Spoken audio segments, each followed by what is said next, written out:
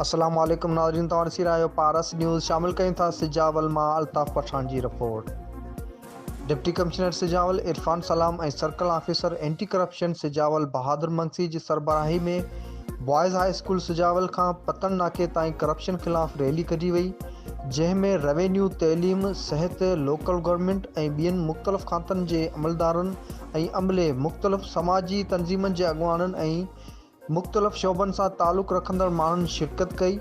बाद में deputy commissioner संदसि ऑफिस में ADP खां अलावा आयल ऐं गैस कंपनियुनि पारां मिलंदड़ तरक़ियाती स्कीमनि समेत DC कॉम्प्लेक्स सिजावल जे हलंदड़ कम जो जाइज़ो वठण बाबति work service, buildings, highway, public health, education works ऐं ॿियनि लाॻापियल खातनि जे इंजीनियरनि सां मुनक़द गॾिजाणी जी सदारत कई।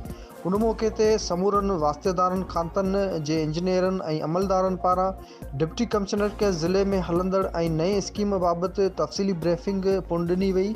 डिप्टी कमिश्नर खे हिदायत कई त हू समूरनि हलंदड़ तरक़ियाती रिथान ते मयारी कम सां गॾु वक़्तु अंदरि मुकमल करण खे यकीनी बणाइनि।